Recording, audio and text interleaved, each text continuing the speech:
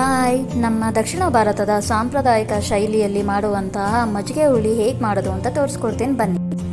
ಮೊದಲಿಗೆ ನಾನು ಬೂದು ಕುಂಬಳಕಾಯಿ 1/4 kg ತೊಗೋತಾ ಇದ್ದೀನಿ.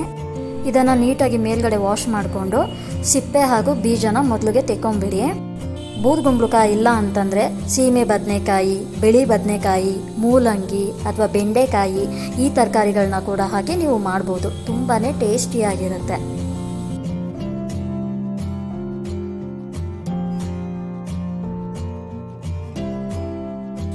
ಇವಾಗ ಸಿಪ್ಪೆ ಹಾಗೂ ಬೀಜ ತೆಕ್ಕೊಂಡಾಯಿತು. ಇದನ್ನು ಸಣ್ಣ ಸಣ್ಣದಾಗಿ ಕಟ್ ಮಾಡ್ಕೊಳ್ಳಿ. ನಿಮ್ಗೆ ಯಾವ ಸೈಜ್ ಬೇಕೋ ಆ ಸೈಜ್ಗೆ ಕಟ್ ಮಾಡ್ಕೊಬೋದು. ಇದು ತುಂಬಾ ಈಸಿಯಾಗಿ ಮಾಡುವಂಥ ಡಿಶ್ಶು, ಹೆಲ್ತಿ ಕೂಡ ಟೇಸ್ಟಿ ಕೂಡ. ನೀವು ಆರಾಮಾಗಿ ಮಾಡಿಕೊಂಡು ತಿನ್ಬೋದು. ಕಟ್ ಮಾಡಿರೋ ತರಕಾರಿನ ಒಂದು ಪಾತ್ರೆಗೆ ಹಾಕ್ಕೊಂಡು ಅದಕ್ಕೆ ಸ್ವಲ್ಪ ಉಪ್ಪು ಮತ್ತು ನೀರು, ಬೇಕಿದ್ರೆ ಅರಿಶಿನ.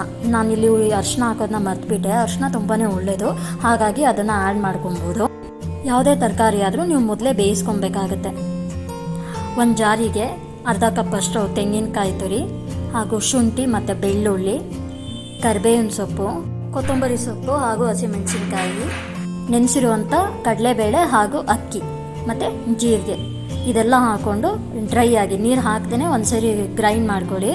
ಆಮೇಲೆ ಸ್ವಲ್ಪ ನೀರು ಹಾಕಿ ಚೆನ್ನಾಗಿ ನೈಸಿಗೆ ರುಬ್ಕೊಳ್ಳಿ. ನೈಸಿಗಿದ್ರೆ ಇದು ಟೇಸ್ಟ್ ಚೆನ್ನಾಗಿರುತ್ತೆ. ರುಬ್ಬಿದ್ದಾದಮೇಲೆ ಮೊಸರು ರೆಡಿ ಮಾಡ್ಕೊಳ್ಳೋಣ. ಇದನ್ನು ಚೆನ್ನಾಗಿ ಒಡ್ಕೊಬೇಕು. ಇಲ್ಲ ಅಂದರೆ ಸಾಂಬಾರಿಗೆ ಆ್ಯಡ್ ಮಾಡಿದಾಗ ಅದು ಒಡಕ್ಲು ಥರ ಬರುತ್ತೆ. ಫಸ್ಟೇ ಇದನ್ನು ನೀಟಾಗಿ ಬೀಟ್ ಮಾಡ್ಕೊಂಡಿದ್ರೆ ತುಂಬ ಚೆನ್ನಾಗಿರುತ್ತೆ. ಈಗ ತರಕಾರಿ ಕೂಡ ಬೆಂದಿದೆ. ಈಗ ಪಾತ್ರೆನ ಒಗ್ಗರಣೆಗೆ ಇಟ್ಕೊಳ್ಳೋಣ. ಫಸ್ಟು ಪಾತ್ರೆ ಕಾದ್ಮೇಲೆ ಒಂದು ಸ್ವಲ್ಪ ಎಣ್ಣೆ, ಅದಕ್ಕಾದಮೇಲೆ ಸಾಸಿವೆ ಮತ್ತು ಜೀರಿಗೆ ಹಾಗೂ ಒಣಮೆಣಸಿನ್ಕಾಯಿ ಮತ್ತು ಕರಿಬೇವಿನ ಸೊಪ್ಪು ಇದೆಲ್ಲ ಹಾಕಿ ಚೆನ್ನಾಗಿ ಹುರ್ಕೊಬೇಕು. ಹುರ್ಕೊಂಡಿದ್ದಾದಮೇಲೆ ರುಬ್ಬಿರೋಂಥ ಮಿಶ್ರಣನ ಹಾಕೋತಾ ಇದ್ದೀನಿ. ಇದು ಹಸಿ ವಾಸನೆ ಹೋಗೋವರೆಗೂ ಸ್ವಲ್ಪ ಫ್ರೈ ಮಾಡ್ಕೋಬೇಕು. ಆವಾಗ ಟೇಸ್ಟ್ ಕೂಡ ಚೆನ್ನಾಗಿರುತ್ತೆ. ನೋಡಿ, ನೀಟಾಗಿ ಫ್ರೈ ಮಾಡ್ಕೋಬೇಕು. ಇದು ಫ್ರೈ ಆದಮೇಲೆ ಸ್ವಲ್ಪ ನೀರು ಹಾಕ್ಕೊಂಡು ಚೆನ್ನಾಗಿ ಮಿಕ್ಸ್ ಮಾಡ್ಕೊಬೇಕು. ಇದಾದಮೇಲೆ ಬೇಯಿಸ್ಕೊಂಡಿರೋಂಥ ತರಕಾರಿನ ಹಾಕೋತಾ ಇದ್ದೀನಿ. ಇದನ್ನು ನೀಟಾಗಿ ಮಿಕ್ಸ್ ಮಾಡ್ಕೊಳ್ಳಿ.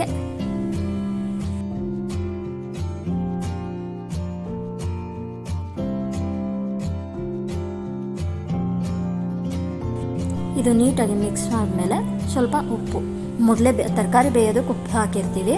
ಈ ಮಸಾಲೆಗೆಲ್ಲ ಬೇಕಲ್ವ, ಹಾಗಾಗಿ ಹಾಕೋತಾ ಇದ್ದೀನಿ. ಆಮೇಲೆ ಮೊಸರು, ಬೀಟ್ ಮಾಡ್ಕೊಂಡಿರೋಂತಹ ಮೊಸರು ಇದು ಹಾಕಿ ನೀಟಾಗಿ ಮಿಕ್ಸ್ ಮಾಡ್ಕೋಬೇಕು. ಮತ್ತು ನಾನಿಲ್ಲಿ ರುಬ್ಬುವಾಗ ನೆನೆಸಿರೋಂಥ ಕಡಲೆಬೇಳೆ ಹಾಗೂ ಅಕ್ಕಿನ ಹಾಕ್ಕೊಂಡಿದ್ದೆ. ಅದು ಏನಕ್ಕಪ್ಪ ಅಂತಂದರೆ ಈ ಸಾಂಬಾರಿಗೆ ತಿಕ್ನೆಸ್ಸು ಅದೇ ಮೇಯ್ನಾಗಿ ಕೊಡುವಂಥದ್ದು. ಅದು ನಾವು ಹಾಕೋದ್ರಿಂದ ಸಾಂಬಾರು ಒಳ್ಳೆ ತಿಕ್ಕಾಗಿ ಬರುತ್ತೆ, ತುಂಬಾ ಚೆನ್ನಾಗಿರುತ್ತೆ. ನಿಮ್ಗೆ ಎಷ್ಟು ತಿಕ್ನೆಸ್ ಬೇಕೋ ಅಷ್ಟು ನೀವು ಬೇಕಾದರೆ ಅದನ್ನು ಹೆಚ್ಚು ಕಮ್ಮಿ ಹಾಕೋಬೋದು. ಮೊಸರೆಲ್ಲ ಹಾಕಿ ಮಿಕ್ಸ್ ಮಾಡಿದ್ಮೇಲೆ ಅದನ್ನು ಚೆನ್ನಾಗಿ ಕುದಿ ಬರೋವರೆಗೂ ಬಿಡಬೇಕು. ಆಮೇಲೆ ಸ್ವಿಚ್ ಆಫ್ ಮಾಡ್ಕೊಳ್ಳಿ. ಇದು ತುಂಬಾ ಟೇಸ್ಟಿಯಾಗಿರುವಂಥದ್ದು, ತುಂಬ ರುಚಿಯಾಗಿರುವಂಥದ್ದು, ರೈಸ್ಗೆ ಒಳ್ಳೆ ಕಾಂಬಿನೇಷನ್. ನೀವು ಕೂಡ ಇದನ್ನು ಒಂದ್ಸರಿ ಟ್ರೈ ಮಾಡಿ ಹಾಗೂ ಟೇಸ್ಟ್ ಮಾಡಿ.